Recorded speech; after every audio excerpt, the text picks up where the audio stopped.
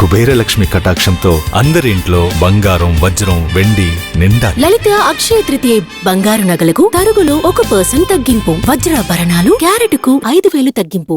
ఇప్పుడు గురువు మారుతుంది కదా గురుగారు, సో మకర రాశి వాళ్ళకి ఎలాంటి ఫలితాలు దక్కబోతున్నాయి? తప్పకుండా అమ్మ. ఓం శ్రీ గురుభ్యో నమః. దేవగురువైన బృహస్పతి కృత్తికా నక్షత్రం 2వ పాదం ప్రవేశంతో వృషభ రాశిలో సంచారం అవుతుంది.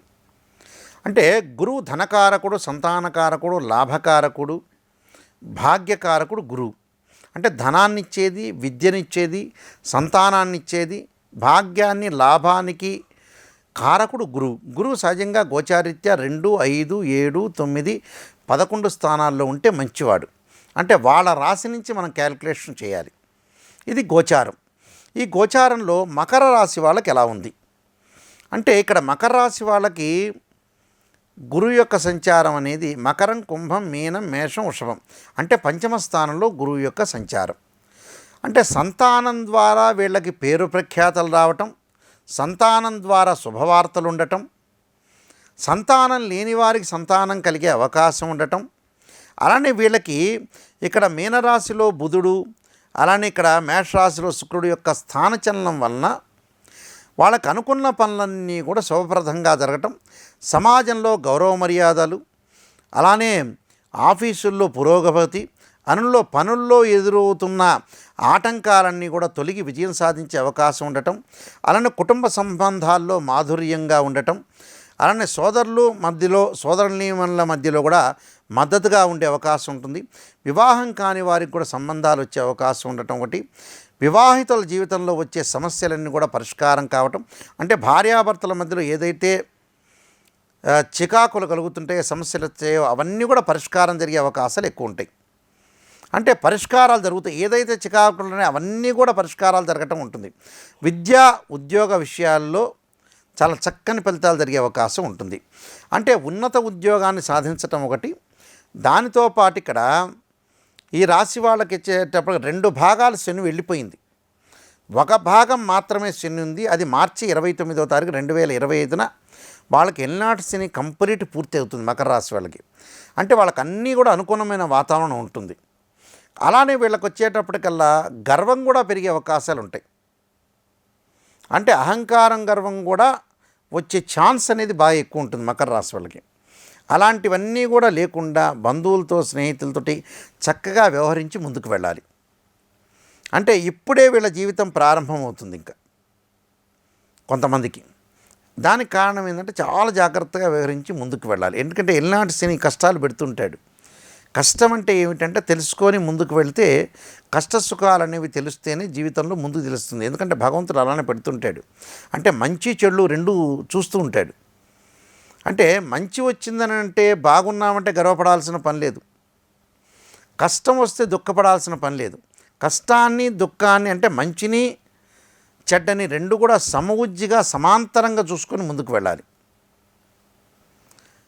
అయితే ఇక్కడ ఈ గురువు వల్ల కొన్ని ఉద్యోగస్తులకు ప్రమోషన్లు, వ్యాపారంలో నూతన వ్యాపారాలు చేయటం ఒకటి, వ్యాపారంలో లాభాలు, విదేశాలకు వెళ్ళే అవకాశాలు ఎక్కువ ఉండటం ఒకటి. దానితో పాటు విద్యార్థులకి బాగుంటుంది. అంటే విద్యార్థులు ఎవరైతే చదువుకుంటారో, చిన్నపిల్లలు కానీ పెద్దవాళ్ళు కానీ వీళ్ళందరూ కూడా కాంపిటేటివ్ ఎగ్జామినేషన్ వాళ్ళకి కానీ, గ్రూప్ 1, గ్రూప్ 2 ఇవి రాసేవాళ్ళు కానీ, వీళ్ళ IAS, IPS ఇలాంటి రాసే కోర్సుల వాళ్ళకు కూడా మంచి ఉద్యోగాలు వచ్చే అవకాశాలు ఒకటి ఉంటాయి. అంటే ఉద్యోగపరంగా అనుకూలంగా ఉంటుంది. అవార్డులు, సన్మానాలు, వాళ్ళకి ప్రతి పనిలో కూడా ఆచితూచి మంచిగా వెళ్ళటం, విదేశాలకు వెళ్ళే అవకాశాలు ఉంటాయి. అక్కడ గతంలో ఏదైతే విదేశాల్లో ఉన్న వ్యక్తులకు ఉద్యోగాలు రావో, ఈ సంవత్సరం వాళ్ళకి మే 1వ తారీఖు నుంచి అక్కడ ఖాళీగా కూర్చున్న వ్యక్తులందరికీ కూడా ఎదురు ఫారిన్ కంట్రీస్లో అలాంటి వ్యక్తులందరూ కూడా వీళ్ళకి ఉద్యోగాలు వచ్చే అవకాశాలు ఎక్కువగా ఉన్నాయి. అంటే ఒక శుభపరిణామం చెప్పుకోవచ్చు. ఉద్యోగాలు వస్తాయి. బంగారు ఆభరణాలు కొనుగోలు చేయటం ఎక్కువగా ఉంటుంది. అయితే అన్నదమ్ముల మధ్యలో, అక్కచెల్లెల మధ్యలో కూడా బాండింగ్ బాగా పెరుగుతుంది. భార్యాభర్తల మధ్యలో కూడా బాండింగ్ బాగా పెరుగుతుంటుంది. అలాగా భార్యాభర్తల మధ్యలో మకర రాశి వాళ్ళకి బాండింగ్ పెరిగి మిగతా వాళ్ళని తక్కువ అంచనా వేసి గర్వంగా ఫీల్ అయ్యే అవకాశాలు ఎక్కువగా ఉంటాయి వీళ్ళకి. అంటే అలాంటి వాటిల ముందు వెళ్ళకూడదు. కొన్ని సమస్యలు వస్తూ ఉంటాయి. అంటే వేరే పక్కింటి వాళ్ళ సమస్యలు దూరకూడదు. వీళ్ళు దూరటం వల్ల వీళ్ళకి ఇబ్బందులు కలిగే అవకాశం ఉంటుంది. కోర్టు సమస్యల పరిష్కారం జరుగుతాయి.